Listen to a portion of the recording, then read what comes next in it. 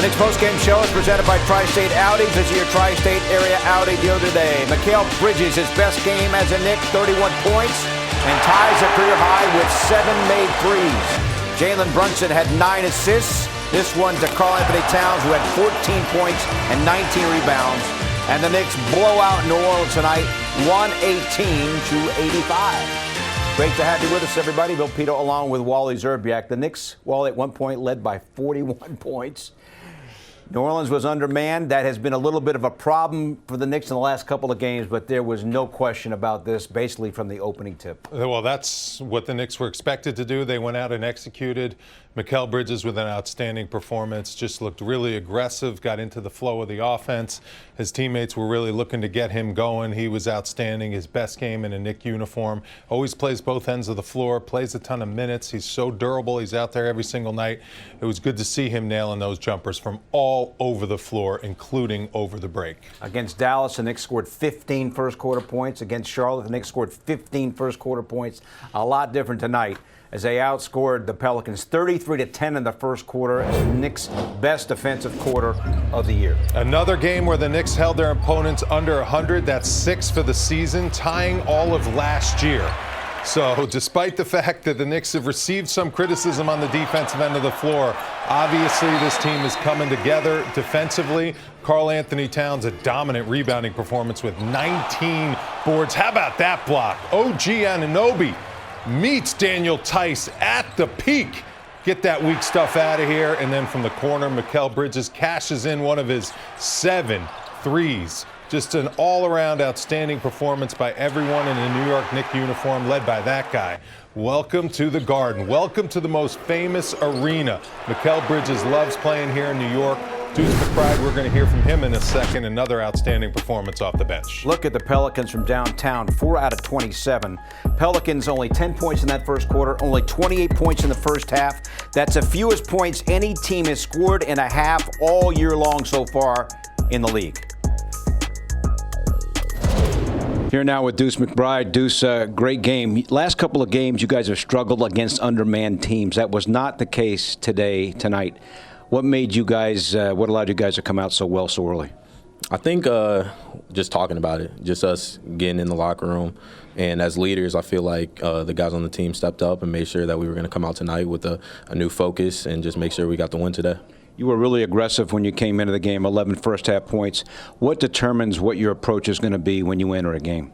I think I'm just letting the game come to me, honestly. Those guys were back. I felt comfortable shooting the shot, so I shot it. You and Cam Payne have formed a really nice 1-2 punch off the bench.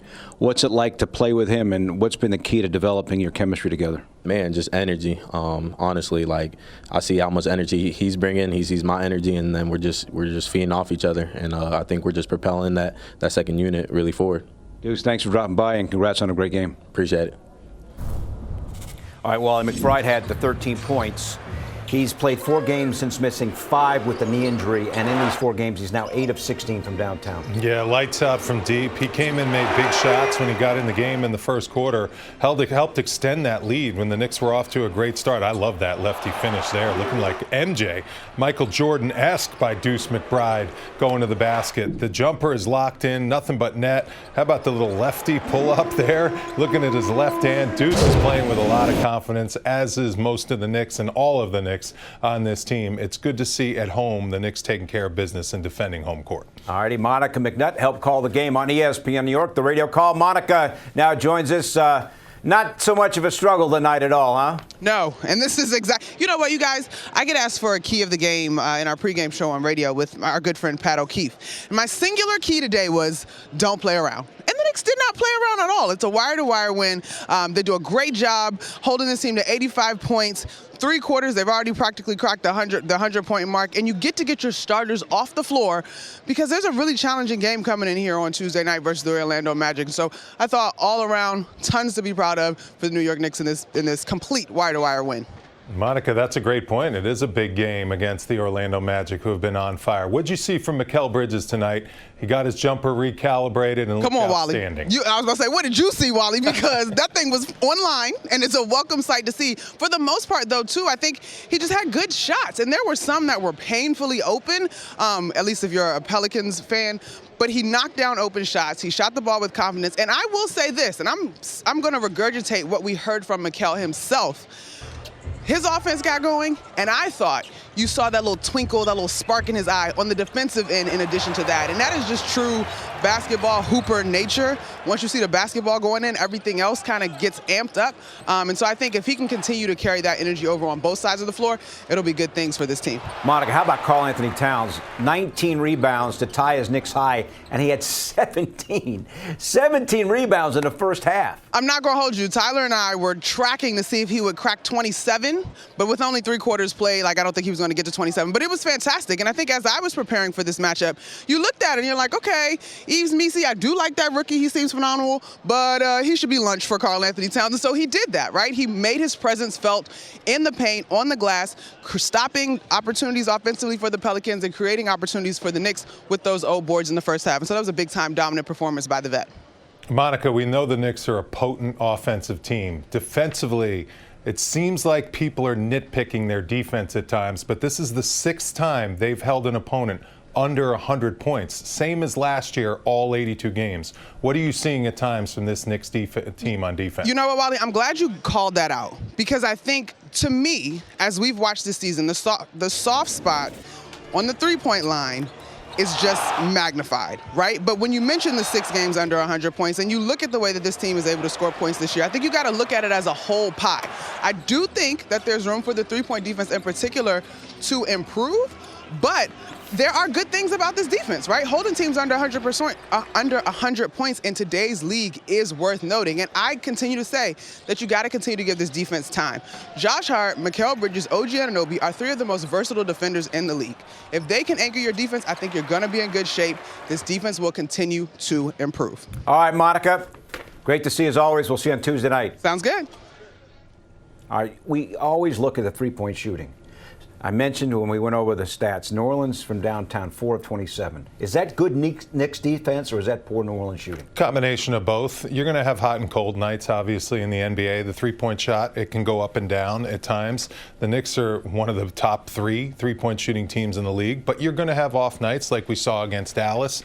Their defense is good. They're built to protect and defend that three-point line. They have wings that can close out with long arms, and Bridges and OG Anunoby. The Knicks are starting to improve as a unit, defending the pick and roll, which is the hardest play to guard in basketball, the high pick and roll. I think Brunson and Towns are getting better at that, and then the other players are working on where to be in help position in order to defend those spots. And they took advantage of an undermanned team in the Pelicans. Get your analytics stat numbers, your defensive numbers right when you're playing against a team that doesn't have their best players, and that's what the Knicks did tonight. So New Orleans hits 4 threes, the Knicks hit 20. There you go. 20, 44 there you go. Down. And Tom Thibodeau's group is now 12-8. It's the same record they had last year after 20 games. We're going to hear from the Knicks coach coming up. The Knicks postgame show is presented by Audi. Visit your tri-state Audi dealer today.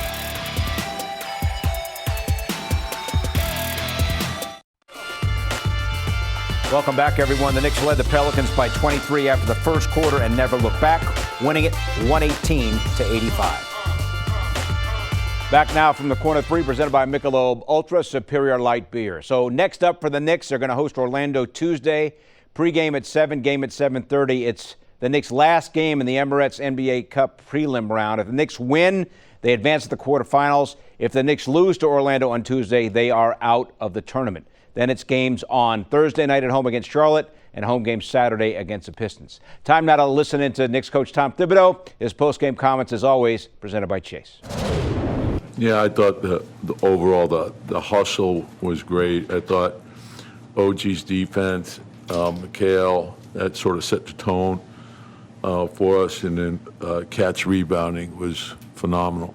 And then, it was just from there, it was like all around strong on both sides of the ball, share the ball. Then Mikal got going offensively as well. But a lot of good movement. and sharing the ball was huge for us. And I thought Jericho and Cam and Deuce were terrific off the bench for us as well.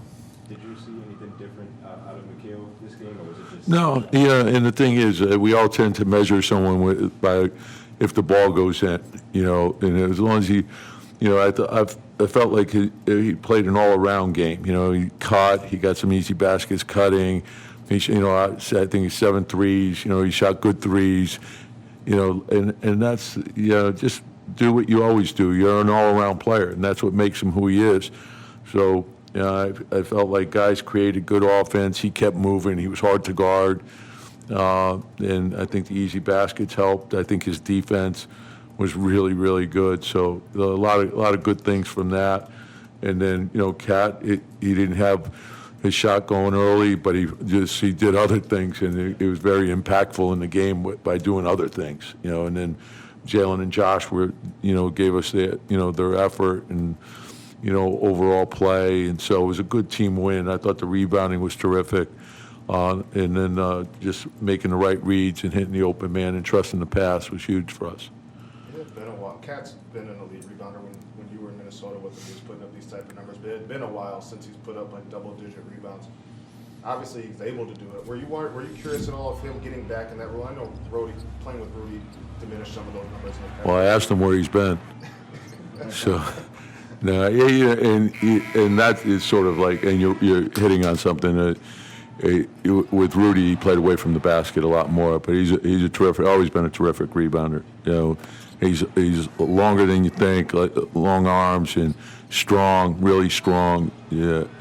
So great anticipation, but he's playing an all around. His experiences, a lot, has helped him a lot too. But he's always been a terrific rebounder. Are you seeing Jericho piece some things together over the last few weeks? Yeah. I think it probably goes unnoticed, or it doesn't, and not by his teammates, but his screen setting is huge for us, huge, and his reaction to the ball tonight, his rebounding was off the charts. But when you look at defensive field goal percentage in the restricted, he's still number 1 in the league. So that tells you a lot about what he's providing for the team, and oftentimes that goes unnoticed. He not only sets the screen, but putting pressure on the rim causes the defense to collapse, and now you're getting open threes, and you're getting a lot of other stuff from that. And it's an act of unselfishness, but it's that's what's required to win. All right, Knicks 85 points allowed, their best offensive effort of the season, also 30 assists exactly. Yeah. So that's 10 games this year in which the Knicks have had at least 30 assists. That's what they had all of last year. 10 games with at least 30 assists. And I got all that, year last year. I got that mixed up because I was getting the defense with the assists. So the assists are even at 10 times this year already, 10 times last year. Defense last year was even better, 23 times under 100 points. I didn't realize it was that many. That's some great D last year. And they've already done it 6 times this year. They're on pace in 20 games to eclipse that, get to 24 times. So we'll see if they keep up the D. It's interesting. You look at Jalen Brunson, not necessarily always scoring like he did last year, but he's, I think, more consistent with his assists. Another near double-digit assist night for him. He had 9 assists tonight. He has more finishers around him, and that's the key. He's playing more of a pure point guard type game. He's creating offense for his teammates. You throw the ball up to the rim, Towns finishes. You make a quick move, find Towns for an open 3, he finishes. Mikal Bridges and OG Anunoby are great slashers and cutters off the ball. And then the Knicks are one of the top 3-point shooting teams in the league with outstanding catch-and-shoot players, throwing Campaign and Deuce McBride into that mix.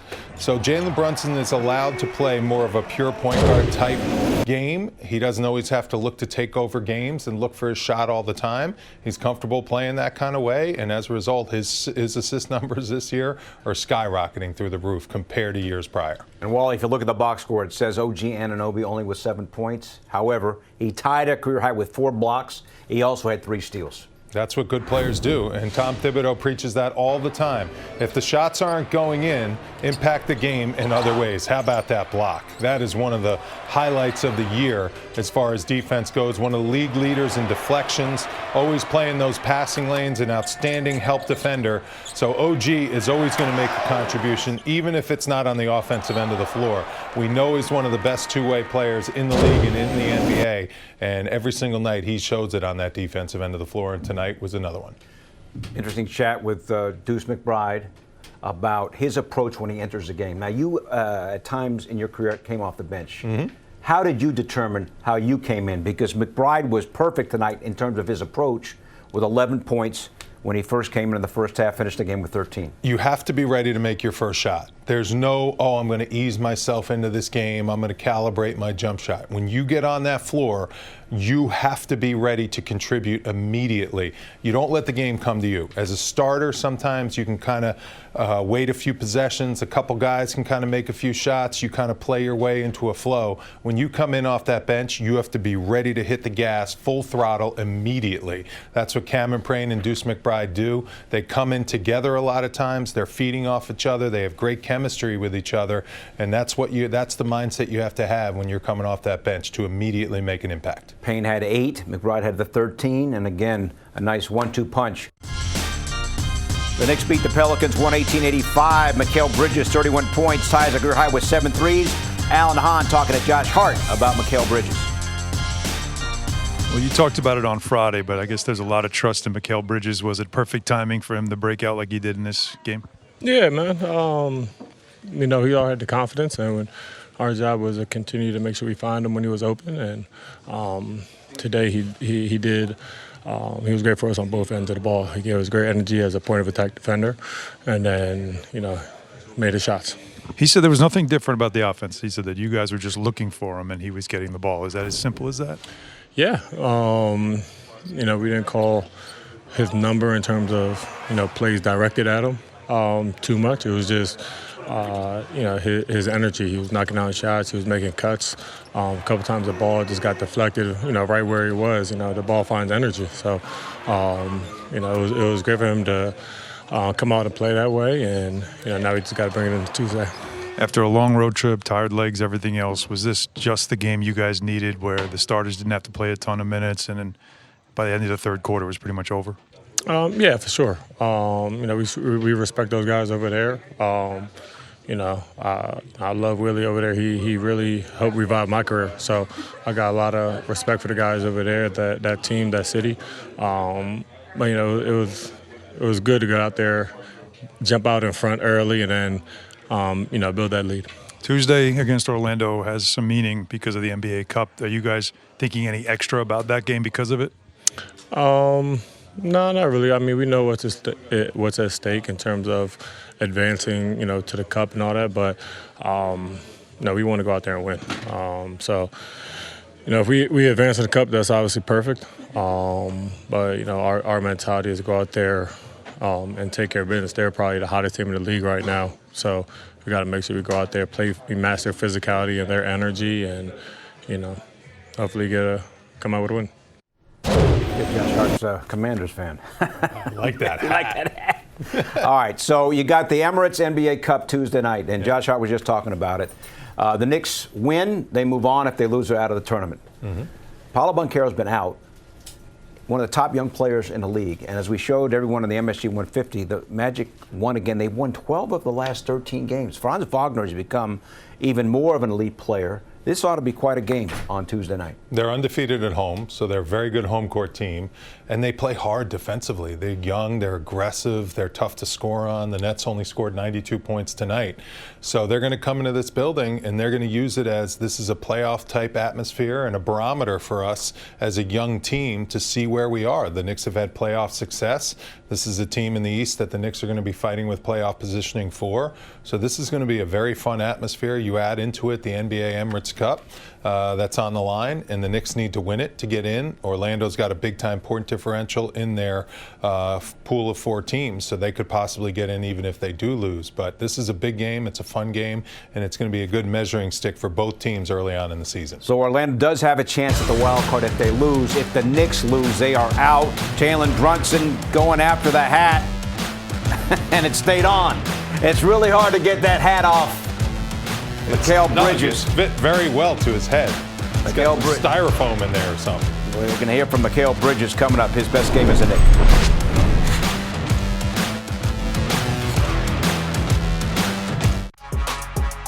All right, welcome back, everyone. As the Knicks beat the Pelicans 118-85. The Emirates NBA Cup standings with the Magic and the Knicks squaring off on Tuesday night.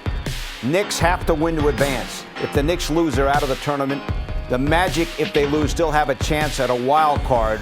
Right now, Boston's very much in the hunt for a wild card, and so too will be the loser of the Milwaukee-Detroit game on Tuesday night. Mikal Bridges, his best game as a Knick. Here he is now after the game.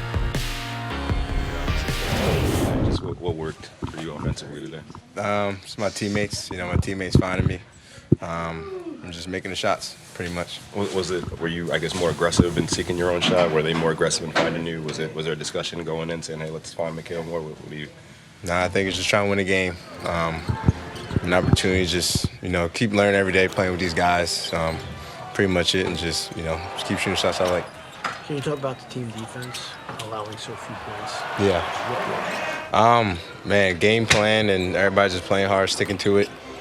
Being aggressive, ball screens and helping each other, low man. So I think just connecting as a unit today and being physical and, just applying our pressure early. Had you ever held a team to 10 points in a quarter before? Is that the lowest amount you ever? Man, probably. I didn't even know that until you said that. But, yeah, man, credit to the coaches and everybody out there just playing hard and trying to go out there and get a win. Josh has made a point 3 or 4 times now after games to come out and say, we're not worried about Mikal. Mikal's not worried about the criticism is silly.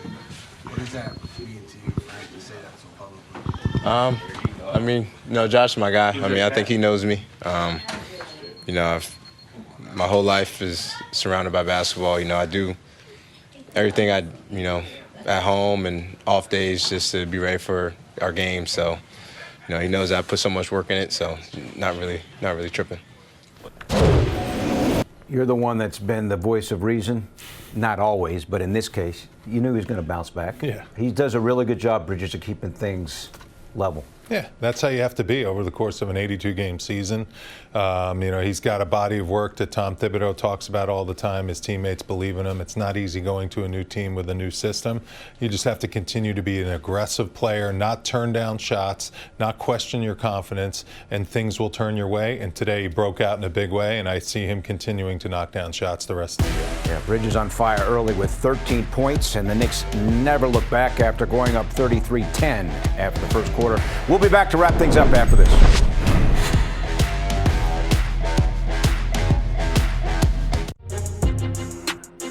All right, here's what's ahead for the Knicks. The big game Tuesday against the Magic is going to determine the Knicks' schedule after the game at Toronto on the 9th. So if the Knicks beat the Magic, they're into the Emirates NBA Cup quarterfinals. If they lose to the Magic, they are out of the tournament, and their schedule after next Monday is TBD. So we'll see it Tuesday. It's a big game. Knicks and the Magic. Pre-game at 7, game at 7:30. You can also stream our coverage on MSG Plus now in the Gotham Sports app.